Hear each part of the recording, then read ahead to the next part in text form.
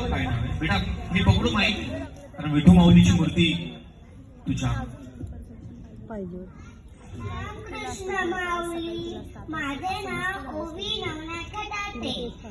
मी चालली आहे पंढरपूरच्या वारीला. मी बनली आहे वारकरी. धन्यवाद. रामकृष्ण हरी माऊली, रामकृष्ण हरी.